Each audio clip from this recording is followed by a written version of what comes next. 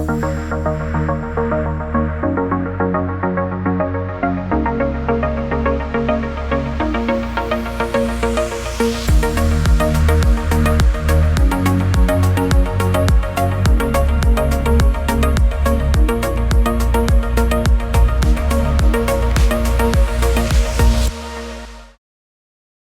a joy it is to be joining the Conference of Montreal, the 27th edition, of course, of the Conference of Montreal, and to be talking about something so important, the role of technology in achieving sustainability. It is such a joy to be joined by two leading companies really driving change when it comes to digital transformation, but also doing that in a sustainable manner, really thinking how we can have a decarbonized digital economy here.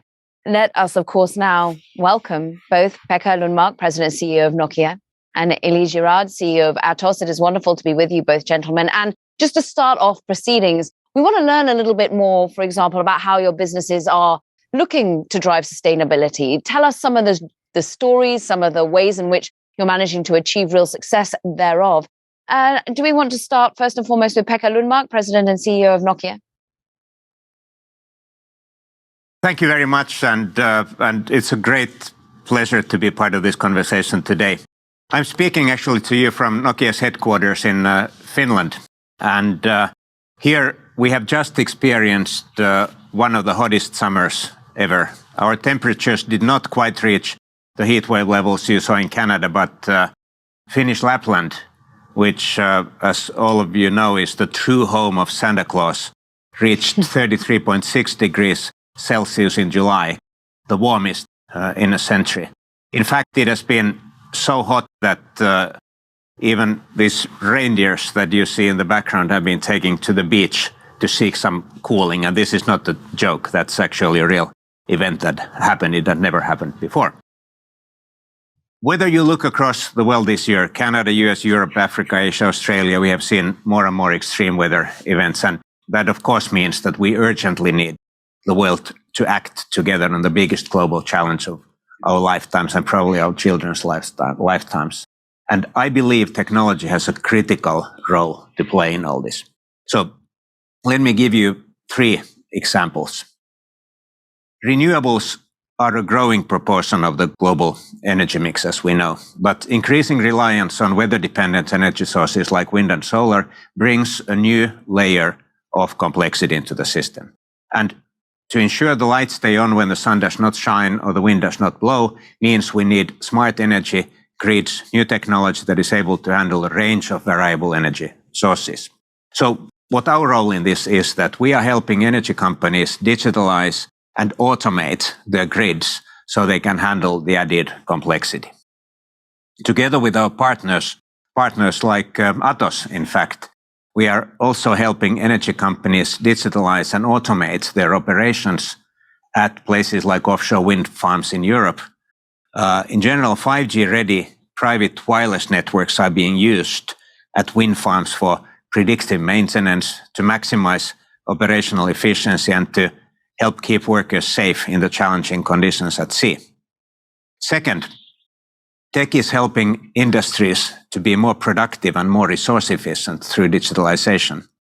When we talk about digitalization or digital transformation, what we are really talking about is a number of interconnected technologies. It's the Internet of Things, artificial intelligence, machine learning, and cloud computing. The technologies that will be at the heart of the fourth industrial revolution that has been so much talked about. And 5G is what enables all of them. It's the core technology that makes everything else possible. And even though 5G is still in its early stages, we have already seen early adopter companies increase their productivity by as much as 10%. Just think if we could make agriculture, manufacturing, and transport significantly more productive and more efficient, as well as safer for workers. To give you one example close at home, at Nokia's factory, actually in Oulu here in Finland, where we manufacture 5G base stations, digitalization, automation, and other smart manufacturing solutions helped us increase productivity by up to 30% in a year and cut product defects by 50% over 4 years. All of these having a very direct connection to sustainability agenda. And third and finally, technology can help us build more inclusive and sustainable societies by spreading opportunities more evenly. In a digital world, accessing employment, education, healthcare, and public services does not have to be determined by where you live, only by the strength of your connection. A good example is the work we are doing in Canada, actually, to connect rural and indigenous communities. Together with TELUS, we have deployed one of the largest microwave radio systems in the world to bring broadband to lower North Shore residents in Quebec. We are also working with the Kativik regional government to create a 1,200-kilometer submarine cable, which will deliver fast, secure, and reliable connectivity to remote communities whose only connections so far have been through satellite links. Another good example is the work we are doing in Kenya with Safaricom and UNICEF to bring broadband into schools. More than 160,000 children have benefited so far. Globally, our radio networks that we have delivered have enabled more than 1 billion new connections over the past 5 years, connecting people to jobs, digital education, and health and community services. So technology has a massive role to play in achieving sustainability. Technology can help in responding to climate change and dealing with decreasing biodiversity through more efficient use of the world's resources, in restoring productivity growth through digitalizing physical industries, and in building fairer and more inclusive economies and societies through improving access and spreading new opportunities to more people. But of course, technology only provides us the tools. We all have to make changes, and those changes have to start in our own backyards. At Nokia, we have committed to cut emissions by 50% across our value chain by 2030. And this is very important, including not only our own operations, but also the so-called Scope 3 emissions, which is products in use, which is often the bigger problem. Ultimately, all of this is up to us. Businesses, individuals, public and private sector, we are all stakeholders in planet Earth. At COP26, we need consensus and a clear course of action for the world, everybody agreeing to make the necessary changes and take the necessary actions. That's what it's going to take. Thank you, and back over to you.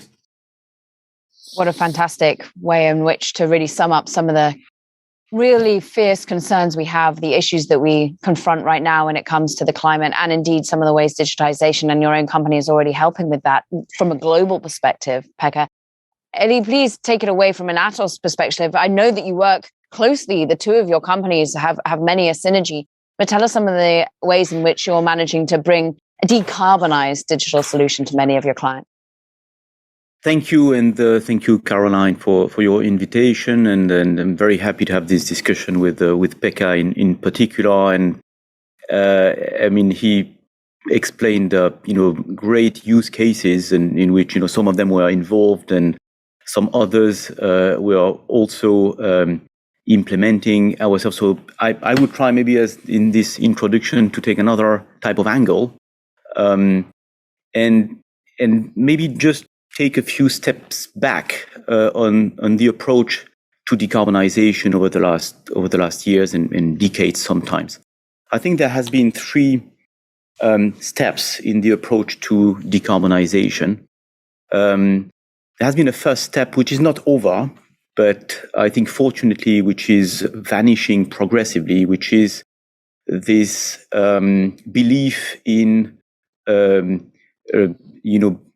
degrowth or reduction of growth, as if the solution to decarbonization was to reduce the GDP growth, which I think is a terrible approach, and is basically usually an approach which has been taken by rich countries once they have become rich, and asking to less rich countries, developing economies, to basically stop developing. I think we are more and more coming over that and putting this behind us. Then there has been a second approach, which is still going on by quite large proportion of population or opinion leaders, which is this belief that to solve the decarbonization or to manage the decarbonization trajectories, we need to invest massively now with a return which is uncertain, both in time and in amount. But there is a certain level of good consciousness, or bien-pensance in Québécois or French, for giving the feeling of working for future generations, which of course I want and we all want, but which I think is not, in many cases, sound enough and a solid enough business case to really embark the full population. And I think it's difficult at a time when many countries in the industrialized economy have to reimburse the debt from the past, the COVID debt now. I don't think it's a time to create a third layer of debt that we will have to reimburse and that our future generations will have to reimburse. So I think it's a very hazardous bet to make. And then there is this third step, which I think we're coming to, and which is the point of our discussion, which I love, which is what I think is the real solution. It's not the only solution, but it is the center, and I think the main lever to decarbonization, which is the use of IT, the use of digital tools to decarbonize. And it's not just to promote Pekka's and my business. There are facts behind that. First of all, using digital tools and digital features allows to decarbonize with variable cost. And that's a very important feature. We're not building a debt for our children. We're really reducing the carbon emissions thanks to digital processes which are OPEX driven, meaning with variable cost. And I think it really relates to embarking the entire population to this. I don't believe that we will be able to really promote all this through asking huge investment, huge efforts to everybody at a time when it has been requested and required from populations many efforts around the globe, especially in those last years.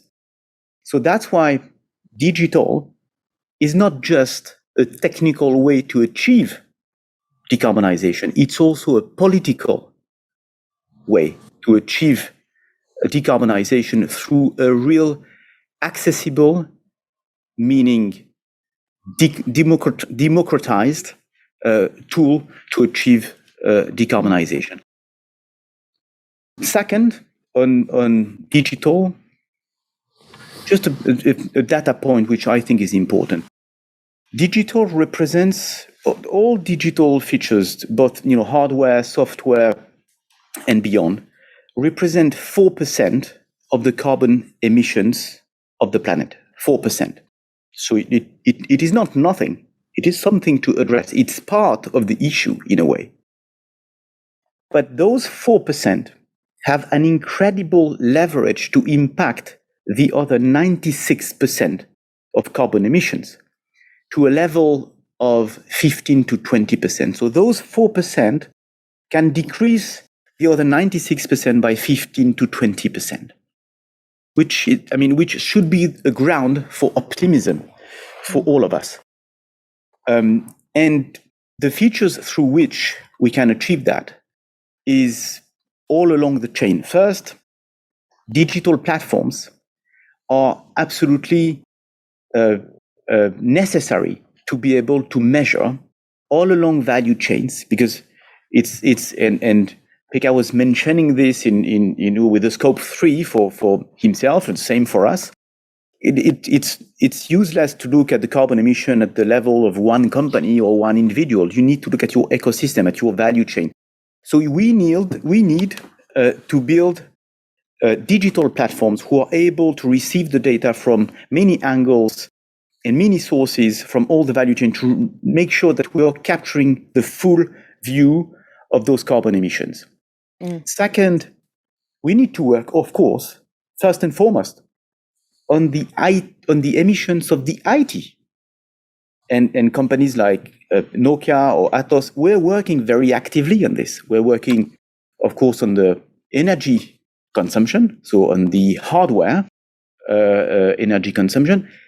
There is an area where we don't talk enough about, which is software. And I know, Canada and Quebec in particular is a large producer of lines of codes with a very large sources of great world-class developers, and they are working on this frugality of code, meaning a way of coding which requires less energy when you run the code. And it's not anecdotal. It's becoming a larger and larger part of those carbon emissions of IT. And then you've got all the architectures that we need to work on. And of course, here we go into the automation and the robotization of processes. Think, for example, of this number. From 2020 to 2022, 13% of the hours worked by humans will be performed by robots, automated, in an automated way. This is, of course, a huge lever on the reduction of carbon footprint, and that allows, by the way, as a side effect, and it's a positive side effect that we need to manage socially, but that allows those people, those humans, to perform much more value-added tasks. And my last point to conclude this introduction on my side is to say as well that the digital features and technologies can also help on the capture of carbon, because we need to reduce the carbon emissions as much as possible. There will always be a residual of CO2 emissions that we need to cope with. And that's why, we need technologies to capture this CO2, because, of course, and we're working on this, we can plant trees and mangrove and work on this, but this will have a limit. It has a limit in efficiency, and it will have a limit because we can't plant trees, in all over the oceans. So we need to find a way, and technology here also can help on capturing the carbon molecules, the CO2 molecules. And we're working on this with a very large energetician, using our quantum computing capabilities, because you need quantum computing capabilities to simulate very big molecules that can capture the CO2 molecules. And the way, the day we manage to do this, of course, would be a very big step forward to really close the loop in all those steps towards, a perfect net zero. He's hoping for a perfect net zero, and what a perfect picture you paint of all the work that's already being done. And then, I want to understand. First of all, I sit here in New York. You sit there in France and in Finland, and we're seeing a conversation we're having through the joyous platform of Montreal and Canada. This is a global discussion. Pekka, as a global business, can you give us an idea of where you're already seeing perhaps certain geographies outperform? Where are you seeing certain countries really give focus, really enable success stories? Can you talk us through some geographic examples, for us? We have actually, as part of our company, we have a research arm that we call Nokia Bell Labs, and they made a study recently over 2,500 companies, and this is quite interesting because they found that actually COVID had accelerated their digitalization by 6 years on average. And this actually makes me very hopeful about these things that Eli, for example, just described, because it now seems that companies have shown that big changes are possible in a short period of time. In most cases, this was a digital leap into video conferencing and other digital kind of day-to-day tools. But I would hope, and we are starting to see evidence of that now, that the next big thing will be in the digitalization of industries. And we are seeing a lot of examples in different parts of the world now where manufacturing is getting digitized, healthcare, transportation, mining. And then, of course, one big thing, as Eli already discussed, is the whole digitalization of the energy system, where there are enormous possibilities. Most of the power companies, power utilities in the world, I think the number in our research was 91% say that they are planning to invest quite significant amounts in new technologies. And again, wind farms are facing a challenge that, of course, the production changes with weather. And if we want to decarbonize in a serious way, we need to go after industries like steel production, cement production, aluminium production, and so on. And if you want to electrify these processes, you are going to need reliable baseload. And the question for us on the technology side will be how to help these companies to take varying wind and solar production and turn that into, in a way, digital baseload lookalike, so that they don't need to rely on coal power, for example. And we are seeing in general the utility industry, power industry, they are taking great steps towards this direction at the moment. Pekka, you put on a really good point there. You said at the very start, like the research that Nokia Labs had done, Bell Labs, is that to see whether digitization has been accelerated or not by what we've all just lived through, which is, of course, a global pandemic. Do you think, it sounded like you're optimistic there, do you think that we have been helped or hindered in some way about the sustainability arm of all of this? Because digitization, of course, has been accelerated, but have we in some way put sustainability on the back burner because we've had to focus so much on health, on a pandemic? Or do you think actually that's been accelerated too? What I think is happening in the big picture is that when the pandemic started, yeah, definitely it was put on back burner because the immediate health concerns took priority. But the reason I'm still hopeful is that now we've been able to, as I said, show that we can take a massive digital leap, and hopefully the fact that the world actually came fairly quickly together on this, at least agreeing that, hey, this is a serious global issue that needs to be dealt with. So hopefully this could be used as a motivating factor and an impulse to bring the world together also in sustainability, and especially in CO2 emissions, because there are so many good initiatives in different parts of the world going on, and we do have the enabling technologies. But what would really be needed now is a binding global agreement and a market-based mechanism,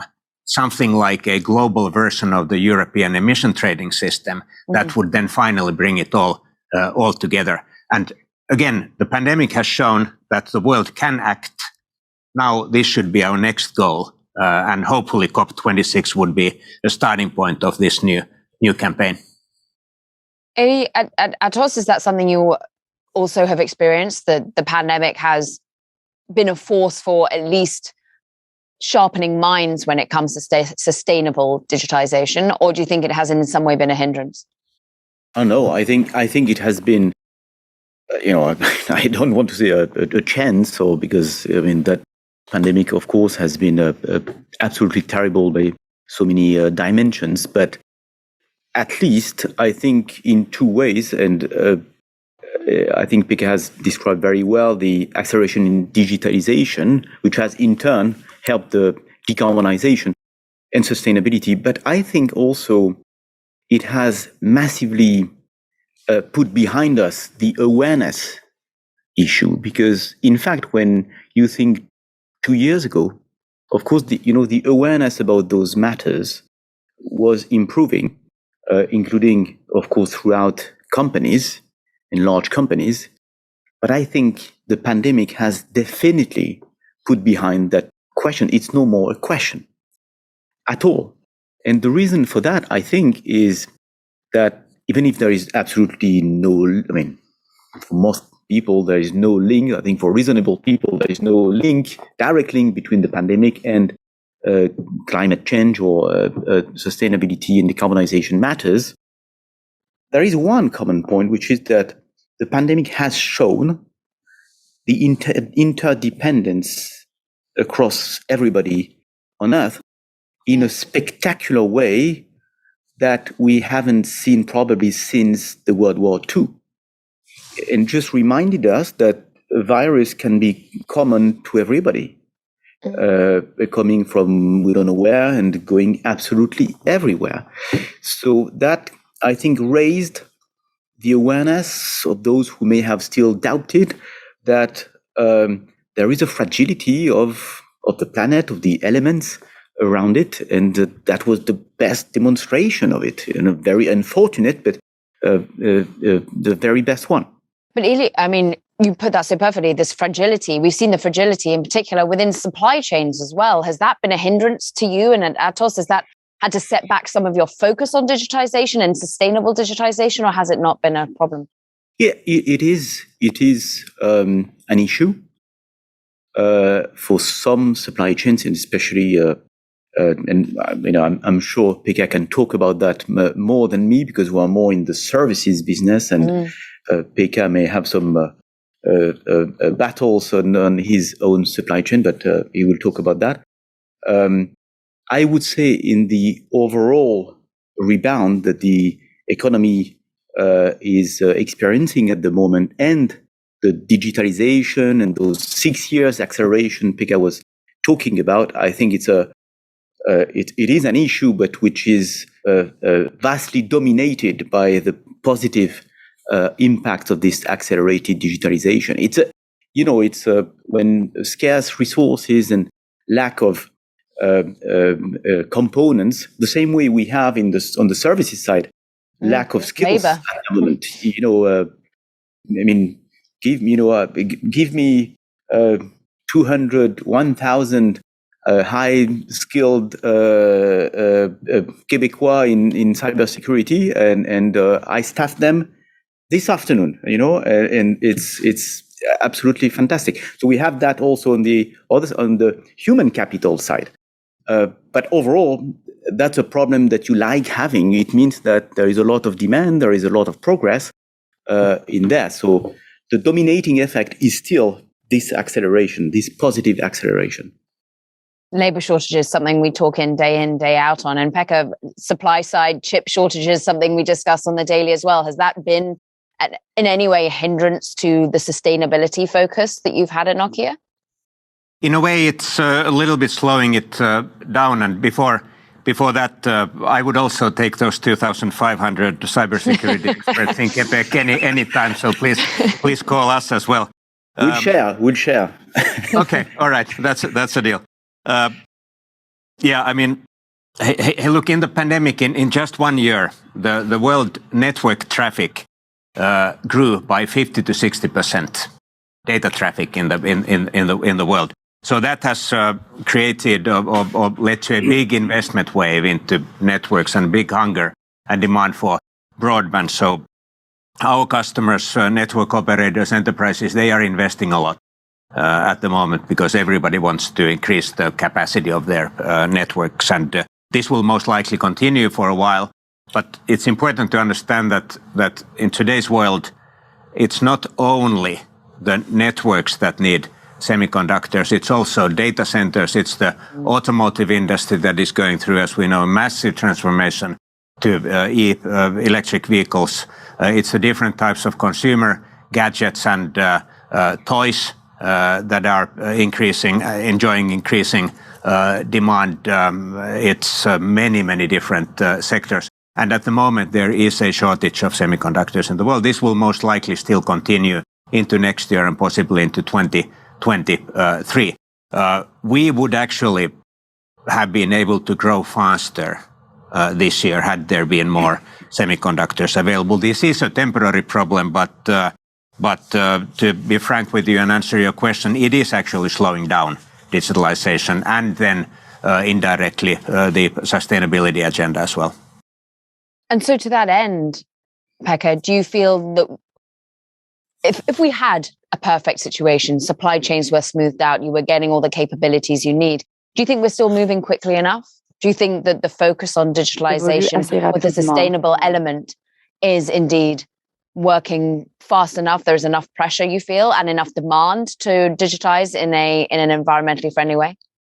We can always be faster. And of course, if we talk about not only digitalization, but the entire sustainability agenda, including emission reductions, the answer is no, we are not moving anywhere near fast enough in the world. And I always want to think through the big picture. We are digitalizing, as I said, as much as we can, and the supply chain shortages are slowing this down.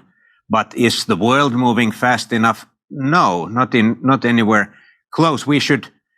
I think there is broad consensus that if we want to achieve the 1.5 degree scenario, we should cut our emissions in half during 2020s, cut them again in half in 2030s, and once again in half in 2040s. And right now, we are very far from this trajectory, so we need to do much more. Let's focus in on some of the success stories that we have seen on a micro level that have had a global impact. And Eli, what's been so great is to see the work that you did with the Olympics that were only just sort of winding up to a certain degree, but we saw how Atos was focused on the Olympic Games, reducing environmental impact there. How much have you seen, these occasions, these virtual occasions, be a real life example and petri dish of being able to ensure things look digitalized, but also decarbonized? Well, it's really becoming the rule now. And I think talking about the Olympics are now delivered from the cloud entirely. And the move to the cloud, we can talk about many digital features, but the move to the cloud is central to the overall digitalization of the economy and therefore sustainability of the economy. So we reduced, for example, the number of, to be very concrete, the number of servers, physical servers, used to deliver the Games of Tokyo has been divided by 2 since Rio, which was already a quite digitalized Olympics. So, that's about Olympics, but of course, everything now is getting digitalized. I think the big change that has happened for the last maybe 18 months is that what has been moved to, we talk about the cloud for a long time, but what has been moved to the cloud up until 2020 has been mostly, I would say, the functional application of companies. Meaning the emails and the office, the usual functional applications. What is now moving to the cloud is a much bigger area, much bigger bulk of applications, and therefore has a much bigger impact on decarbonization, because we're talking about what we call the business critical applications, meaning you are talking about the applications that allow the Olympics to run. You can think of the applications that run, manufacturing plants, applications that are used to run energy plants, and so on, which are business critical, that without which you cannot run your business.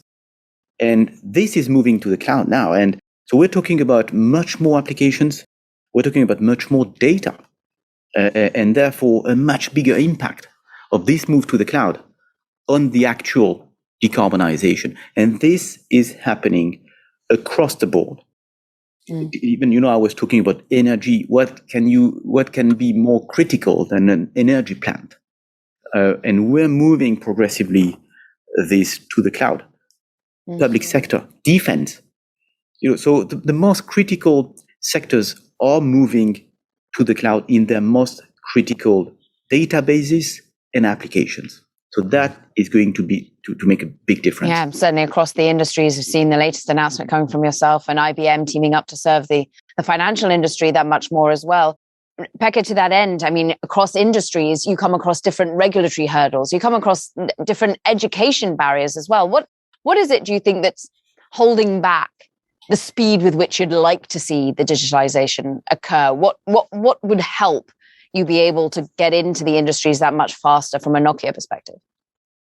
Well, first of all, when we are discussing with our customers that what should happen in order for them to proceed even faster, a typical answer that we often get is that the networking platforms need to improve. They need to get faster. The so-called latency, i.e. the response speed in the different applications, needs to increase. I mean, these examples that Eli mentioned, they are real. These power plants and others are producing massive amounts of data. And yes, most of that will go to cloud, but that requires new generation networking platforms. And there are quite big differences in different parts of the world as to the readiness, technical readiness on the network side.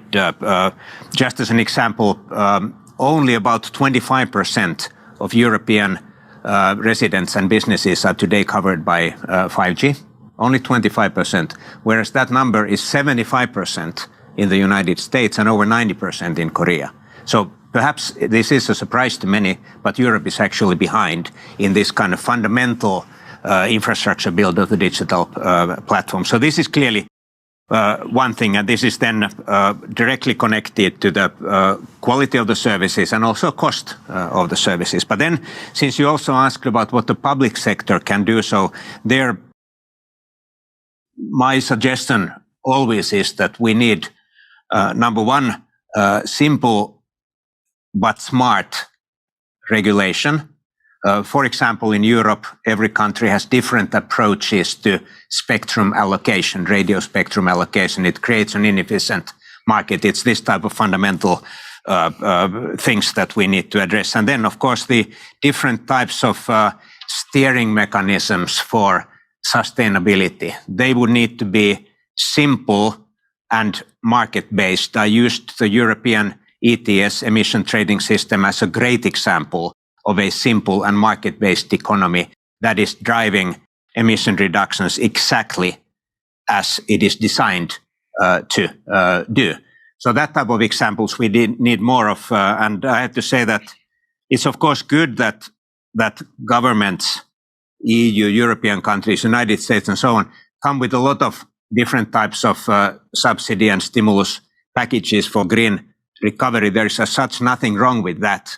But I'm saying that unless we get smart market-based steering mechanisms for sustainability, including emission reductions, this public spending will unfortunately not help, because I'm a little bit skeptical as to the politicians' ability to allocate these trillions of dollars and euros that will be needed efficiently. We need to mobilize the markets for this. Does Atos share the same? Yeah, no, thank you. I think Pekka touched upon very, very important points. I wanted to rebound on this. Two points were very different. In the first one, we are talking about cloud. Pekka talked about latency and all the network components which have to evolve into a new generation. That's absolutely key. But what I want to raise here, and for our friends who are listening, because I think that's a very important word, and behind the word, the technology to have in mind for the next years, is the edge computing. If I make it simple, for decades, all the IT resources have been gathered and centralized into data centers, into the cloud. And we're moving all this into mutualized, centralized resources to optimize. And we are realizing precisely moving critical applications and facing latency that Pekka was talking about, that in fact, it's not necessarily the best allocation of resources, and we may end up with a new steady state, which is to have a part of the resource in the cloud, in centralized locations, and a part of the resource which is kept at the edge, meaning at the periphery, locally, and that we process this data also locally. And we need to find the right balance, and I think we are exactly at this point where we need to find the right balance to keep some data locally and to send data to the cloud. And that, finding this right balance, this right allocation of resource, of course, we'll have a much better performance from a technical point of view because you have much less latency and all our systems and applications databases will work better. But also, we will massively optimize the IT and the digital resources and improve the carbon footprint because we will avoid, back and forth of data and of telecoms and signals. So that's a very, very important evolution. And our guess is that by 2025, we will actually have 80% of the data which will be created at the edge and 20% in the data centers, while up to now it was more or less the opposite, 2080. So that's one point. Then I fully subscribe to what Pekka was saying about the the public intervention. I just wanted to add one point on top of everything Pekka said. I think we need to have clarified measurement rules. And I think the COP26 will be the good point to get this, to really make sure that the rules of measurement of the net zero, what we call net zero, are very precise. And in particular, I think it's of the general and common interest to insist on the fact that we need to reduce the carbon emissions in a gross manner. So to reduce the gross carbon emissions so that the compensation, the offsetting of the residual is as small as possible, so that we can avoid the games of, not really making a lot of effort.